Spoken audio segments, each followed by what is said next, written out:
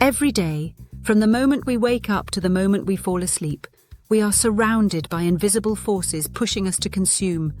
Soft pressures, bright colours, catchy jingles, algorithmic suggestions, subtle product placements, and manufactured aspirations.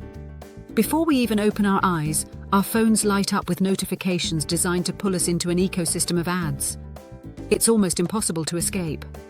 The modern world has created a system where consumption isn't just something we do, it's something expected of us. It's almost compulsory. In fact, the average American is now exposed to somewhere between 4,000 and 10,000 ads every single day, a number so large that our brains can't consciously register most of them. They slip beneath the surface, bypassing rationality and embedding themselves directly into our emotional responses. Commercials are no longer just 30-second interruptions between TV shows. They're woven into conversations, embedded into YouTube videos, disguised as TikToks, whispered through Instagram posts, and inserted onto every web page we visit. Influencers, many of whom we trust more than traditional celebrities, have become walking billboards. Their morning routines are sponsored. Their clothes are sponsored. Their food is sponsored. Even their happiness is branded.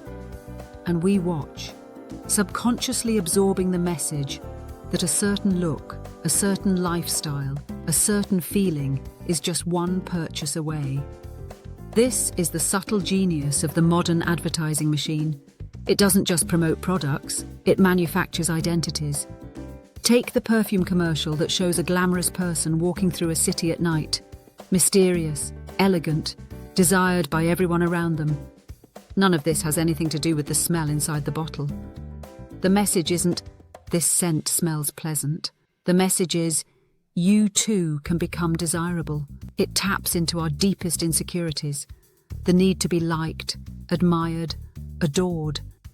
And instead of teaching us how to build confidence from within, it offers a shortcut, a purchase, something external, a feeling that comes wrapped in glass.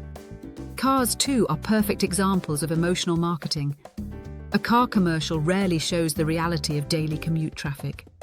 It doesn't show the car loan paperwork, the insurance bill, the maintenance costs, or the constant worry about repairs. Instead, it shows a winding road through a mountain range, a shining vehicle speeding through breathtaking landscapes, a person smiling as the sun sets on the horizon. The subtext is always the same. Buy this car, and you will be free. But most people who buy cars aren't buying freedom, they're buying debt.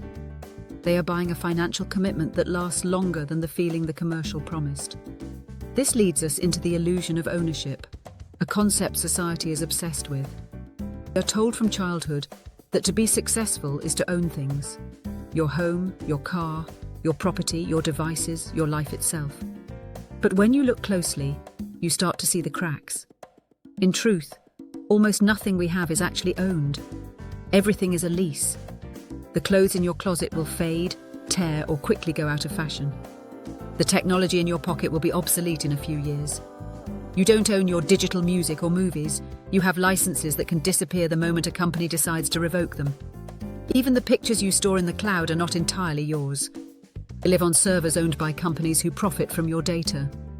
The ultimate example of this illusion is home ownership, which has been sold as the pinnacle of the American dream. People are told that buying a home means stability, adulthood, success. But look deeper. If you miss a few property tax payments, even if your mortgage is completely paid off, the government can take your home. How can something be truly yours if it can be taken from you because of a recurring fee? Property taxes turn home ownership into a lifetime rent from the state. And property insurance, homeowner association fees, maintenance costs, rising utility prices, all of these hidden pressures reveal that you don't really own a home. You are simply approved to maintain it. This idea extends even further. Consider health insurance. Many people don't think of it as part of consumption, but it is a massive industry built on fear, the fear of what could happen if you don't have it. We consume healthcare coverage the same way we consume a warranty on a product, convinced that without it, everything can fall apart. Or consider college degrees, which used to be about education and personal growth, but are now often marketed as products with promises like higher earnings or guaranteed success. Education has become a commodity, and students become long-term debtors. Subscriptions offer another example. Decades ago, you bought a product once. Today, everything is a subscription.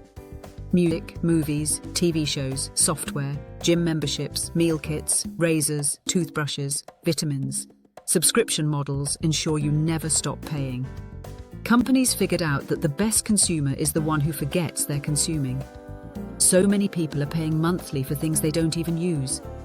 This is not accidental, it's engineered. And consumption isn't just about objects. It's about experiences too. Travel is marketed as a personality trait. If you don't see certain destinations, you're told you haven't lived. Holidays have become spending competitions where the value of the celebration is measured by the price tag of the gifts. Social media amplifies this by rewarding displays of wealth, luxury, or curated aesthetics. It's a constant game of comparison, a race to prove your life is more interesting, more beautiful, more successful than others. And comparison fuels consumption. Even funerals, our final moments, have become commercialized. Coffins, flowers, burial plots, ceremonies. Industries profit from our grief, selling dignity and respect as purchasable items. Even death is a business. When you zoom out, the pattern becomes clear. Consumption shapes our emotions and our identities. It tells us how to feel and who to be. It convinces us that happiness is external, that confidence can be bought, that security comes in the form of purchases. It distracts us from the reality that life is temporary. Consumption creates the illusion that we will live forever because it gives us things that look permanent: furniture, appliances, houses, jewelry, cars. But none of these things can stop time. They simply make us feel like we have control, even if that control is an illusion. The truth is that life itself is a lease. We borrow time, we borrow experiences, we borrow our bodies. And one day, everything we accumulated will be left behind. Yet we spend so much of our short existence chasing after things we cannot keep, competing in a game where the prize is more debt, more stress, and more distraction. We work ourselves to exhaustion to maintain an image the world told us to have. We sacrifice our time, the one thing we can never get back, for objects that will eventually break, rust, or be thrown away. When consumption becomes the primary lens through which we view life, we forget to actually live. We forget that joy can come from simplicity, from connection, from presence. We forget that meaning comes not from what we own, but from who we are. And perhaps the most powerful act of rebellion in a system designed to make you consume is choosing less, choosing awareness, choosing to see the illusion for what it is. We may never escape consumption entirely, but we can reclaim our agency. We can decide which voices to listen to. We can decide what truly matters. And we can stop confusing our identities with our possessions. Because in the end, everything we think we own dissolves, fades, or is taken away. But the moments we experience, the people we love, and the impact we leave behind, those are the only things that remain untouched by the machinery of consumption.